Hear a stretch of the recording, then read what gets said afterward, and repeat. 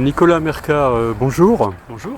Vous êtes maire du Bourget-du-Lac depuis les dernières municipales et vous avez essayé de lancer une expérimentation sur votre commune, sur le boulevard du Lac, donc le long du lac du Bourget, Tout à fait. de piétonisation de cette voie un certain nombre de dimanches d'été. Votre première conclusion, c'est quoi ? Alors les conclusions, elles sont doubles. En fait, il y a des éléments qui ont bien marché.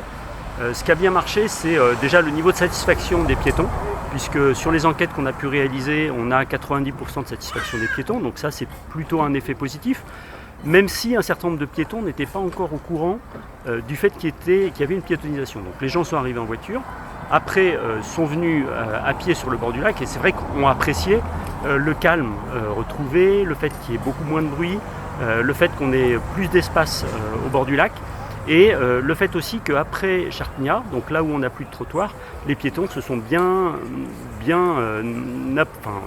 approprié la route, et ça c'est les côtés plutôt positifs. Et ça s'est passé quel dimanche Alors ça c'était le dimanche 17, 24 et 31 juillet. D'accord. C'était organisé comment ça ? Alors on avait en fait donné à tous les riverains un badge qui leur permettait de passer. Donc on n'a pas eu de soucis en fait avec les riverains qui ont plutôt bien joué le jeu, qui ont peut-être limité leur déplacement en voiture ce jour-là. Et puis on avait donné aux restaurateurs des codes qui leur permettaient de donner ces codes aux clients qui réservaient pour le dimanche midi et qui donc pouvaient rentrer et pouvaient se stationner plus facilement. Oui, puisqu'il y avait des places disponibles. Absolument. Donc il y a eu effectivement plus de places disponibles ce jour-là. Alors, il y a eu des côtés vraiment positifs, la satisfaction des piétons. Le côté négatif, c'est effectivement la baisse de chiffre d'affaires enregistrée par les restaurateurs le dimanche midi. Et ça, il faut qu'on le prenne en compte. C'est vrai qu'on a 4 restaurateurs qui représentent quand même une cinquantaine d'emplois l'été. Ils ont tous enregistré en fait une baisse assez significative, assez importante, de l'ordre de 30% du midi. Alors, cette baisse, il y a un élément en fait principal qu'on peut expliquer, c'est vraiment le fait que on a eu des températures beaucoup plus élevées que la moyenne. En moyenne, le dimanche midi, on a 24 degrés en juillet. Là, on montait à 37 degrés sur certains dimanches. Et clairement, le dimanche, quand il fait très chaud, on n'a pas envie d'aller au resto le midi. Et on a envie de manger plus léger, voire de rester chez soi. Et cette baisse de fréquentation, on l'enregistre aussi sur la plage. D'accord. Il y a aussi connu une baisse de fréquentation. Du même niveau à peu près. Du même niveau le midi. Alors, l'autre élément, c'est qu'on a quand même, on enregistre un report du chiffre d'affaires du midi vers le soir. Donc, si on regarde dans la globalité, on a quand même une grosse partie du déficit du midi qui est enregistré avec un excédent le soir. Et ça, c'est aussi un phénomène qu'il faut aussi bien noter. Et puis, c'est vrai qu'on a un phénomène canicule qui s'enregistre dans beaucoup d'autres départements français. D'accord. On a l'Union des industries de l'hôtellerie qui note en fait des baisses de fréquentation à peu près équivalentes en Ardèche, dans la Drôme. En pourcentage, dans le Var, à peu près 30%. 30%. À peu près 30%. François Prat, bonjour. Bonjour. Vous êtes le patron du restaurant du Port au Bourget du Lac, boulevard du Lac, où il y a eu 3 dimanches d'expérimentation de piétonisation.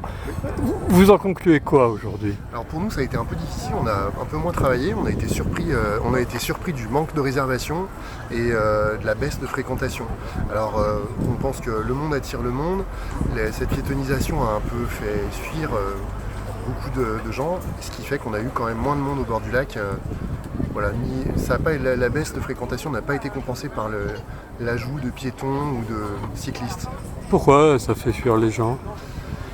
Alors, je pense que c'est une peur liée à la piétonisation, aux panneaux qui étaient marqués route fermée, tout simplement. Ouais.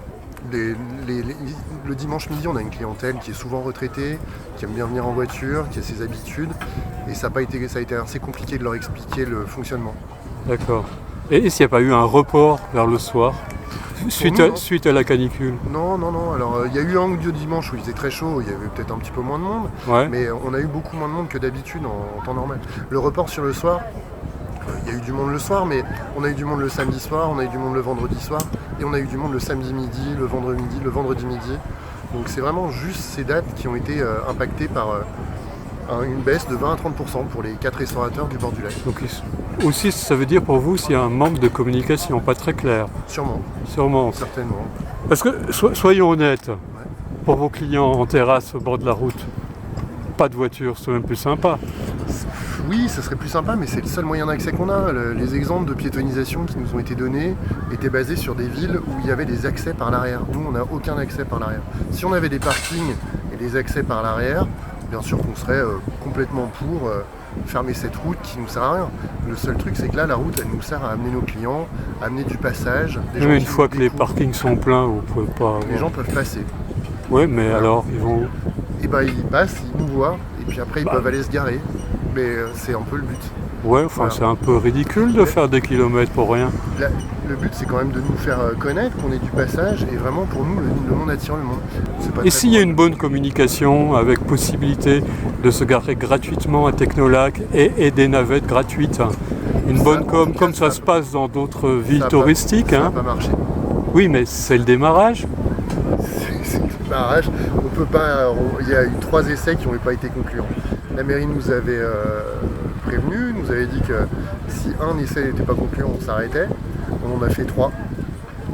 Voilà. Et donc, je sais pas, c'est pas moi qui organise la piétonisation, hein, mais en tout cas, ça n'a pas marché, Et ça serait pas plus facile pour vous et votre personnel de ne pas avoir de voiture pour traverser là ouais, mais si on n'a pas de voiture, mais moins de clients, on aura moins de personnel, ce sera plus facile. Est-ce que les expériences des 3 dimanches de piétonisation le long du lac ont un impact pour vous sur la location Là, nous, sur la location, là, sur les 3 jours en question, non, pas tant que ça. Il fait toujours chaud, les gens veulent toujours aller se baigner, aller sur le lac. Donc, ça les a pas embêtés de venir jusque-là à pied? Non, à pied, pas forcément. De toute façon, même en général, ils viennent souvent à pied, vu qu'ils viennent se garer au parking qui est derrière. Et puis, voilà, ça n'a rien changé. Ils viennent à pied ici. Ouais. Donc, et pour vous, c'est plus sympa sans voiture? Ouais, quand même, surtout quand on doit expliquer les règles à tout le monde, quand on a des voitures qui font beaucoup de bruit, qui passent, ça peut nous gêner. Ouais. Mais en général, c'est pas un problème. En plus, on a pas mal de clients de Chambéry et vu qu'ils ont une ligne directe de bus, ils viennent à pied. D'accord, voilà. Ouais. Ok, merci messieurs. Je vous en prie. Si ça fait pas venir du monde, je vois pas l'intérêt. Si c'est pour juste avoir les 3 piétons qu'on a d'habitude, il faut nous expliquer le but. Le but, c'était quand même une attractivité, développer l'attractivité du bord du lac. Réduire la pollution aussi. Je sais pas, sûrement, ouais. Quelque chose de sensible, de poétique. Sensible et authentique. Un lampadaire, non, j'ai cru au début, mais ce n'est pas ça. Il faut que ce soit dur. Dur, Que ce soit vaillant. Et droit. et droit, sensible et poétique. Sensible et poétique. Arrête. Allons voir de plus près, c'est possible. Allons voir de plus près. Je propose Enfin, là, les gens, pour l'instant, il faudrait peut-être prendre le problème à l'envers. D'abord, nous faire venir des navettes efficientes, un fluvial, je sais pas, un tram. Déjà mettre les moyens. Très bien, pour nous amener des gens, des clients, et pas des clients, des familles, des gens qui ont envie de se promener à pied, du coup s'arrête. Quand il y aura du monde, après on se posera la question de supprimer les voitures, mais pas à l'envers. Faut pas le faire à l'envers. Faut pas d'abord supprimer les voitures, nous laisser crever, et après mettre des moyens de transport. Enfin, vous n'êtes pas crevé, ça va. Pour l'instant, ça va. Monsieur Prat, merci bien, à bientôt. Merci. Au revoir. Mais une grosse partie en fait du déficit s'explique en partie par cet effet météo en fait le fait qu'on enregistre la même baisse sur des restaurants qui étaient proches des parkings et d'autres qui étaient plus loin des parkings font que l'explication autour de la météo est en grande partie vraie. Alors après, c'est vrai qu'il y a une baisse de fréquentation qui est due à la clientèle de passage. C'est-à-dire que la clientèle de passage, les motards, les gens qui transitent et qui s'arrêtent un peu sur un coup de tête, ça c'est vrai qu'on s'attendait à cette perte, sachant que le midi, traditionnellement, elle ne représente pas plus de 20% du nombre de couverts. Ok. Donc en fait, in fine, on enregistre quand même cette baisse. Et on a donc décidé, en accord avec les restaurateurs, d'arrêter cette expérimentation. On a quand même pas mal d'éléments qui nous permettent d'avoir des conclusions intéressantes, notamment l'intérêt l'intérêt autour de la qualité de vie retrouvée au bord du lac, mais clairement... Diminution de la pollution. Diminution de la pollution, du bruit, etc. Oui. Par contre, on n'a pas eu un phénomène d'afflux de piétons supplémentaires ce jour-là, en partie à cause de la température trop élevée, mais également en partie aussi du fait que c'est un phénomène qui va se passer sur le long terme, qui se passe forcément sur le long terme. Okay. Donc les conclusions pour nous, c'est qu'on va reprendre en fait cette question de pacification des bords du lac. Ça reste quand même un objectif prioritaire. On ne veut pas que ça devienne comme on le voit avec Bellette où les autorités sont obligées de fermer. De fermer quoi, avec des barrages de gendarmes. Tout à fait, tout à fait. On ne veut vraiment pas en arriver là. On veut que le bord du lac il reste vraiment très qualitatif et qu'on puisse tenir entre l'intérêt de l'attractivité du Bourget de notre bord du lac et en même temps la qualité de vie et la qualité de l'environnement qu'on va avoir au bord du lac. Donc les différentes mesures, ça va être une pacification du trafic avec une extension de la zone 30. On va passer en ville 30 où tout le bord du lac va passer à 30 jusqu'au départ de la montée de Bourdeau. Donc avec des mesures qui permettront de mieux la contrôler, par exemple on va rajouter un plateau surélevé, on va peut-être aussi prolonger en fait la chaussée à voie centrale banalisée, qui est en fait une réduction des largeurs de chaussée pour laisser des espaces aux vélos et aux piétons, renforcer également les mesures de contrôle des vitesses, renforcer les mesures de stationnement, ça c'est la première chose. Donc tout un tas de choses autour de la circulation et du stationnement. Deuxième chose, c'est que le contrôle de la circulation parasite, on peut la faire aussi par le biais du stationnement payant. Un des objectifs, c'est qu'on puisse, comme d'autres communes, comme beaucoup de communes littorales et comme d'autres communes du bord du lac du Bourget, rendre le stationnement au bord du lac payant, ce qui va permettre d'améliorer la rotation du stationnement. Et donc plus j'ai besoin d'aller près, plus je stationne de manière courte, plus je peux stationner près en mais ça paiement. Coûte. Tout à fait, et ça coûte. Et puis si je veux stationner gratuitement, je peux toujours stationner à Technolac. Et les recettes de stationnement nous permettent de mettre en place un petit train touristique. Oui, parce qu'il y a combien de places disponibles dimanche sur Technolac? Alors, sur Technolac, on a 5000 places disponibles. 5000, donc il y a de quoi faire.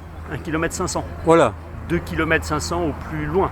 Donc c'est vrai que l'objectif, c'est surtout pas qu'on transforme notre bord de lac en vaste parking.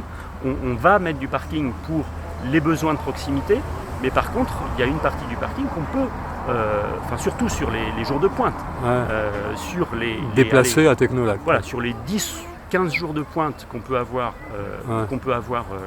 sur le bord du lac, et ça on peut imaginer de les transférer sur Technolac où il y a énormément de place et mettre en place un système de navette qui permettrait navette électrique peut-être. Voilà, navette électrique. On aimerait bien d'ailleurs déposer un programme européen avec les autres lacs alpins, notamment les lacs italiens, les lacs suisses, pour développer en fait toute cette question des mobilités autour du lac. Autour des lacs, Et donc l'objectif, ce serait qu'on puisse avoir 3 systèmes de stationnement, le bord du lac, la croix verte, donc le bord du lac est en gros 400 mètres autour, et puis après sa voie Technolac qui permettent d'absorber les flux de pointe, d'hyperpointe, en fait des 10 ou 12 gros jours de l'année. Donc l'année prochaine, vous allez renouveler l'expérience de piétonisation. Alors, on ne va pas la renouveler comme ça, on va renouveler sans doute 3 choses. Donc le contrôle, ça on va le renforcer dès l'année prochaine. Ensuite, la question du stationnement payant, on va le mettre en place en fait à partir de 2024. Au moment de la livraison du chantier de la Croix Verte. On va livrer le chantier de la Croix Verte qui va permettre de piétoniser toute la partie sud en fait, le long de la plage, d'agrandir la plage et puis de rendre beaucoup plus qualitatif en fait notre bord de lac.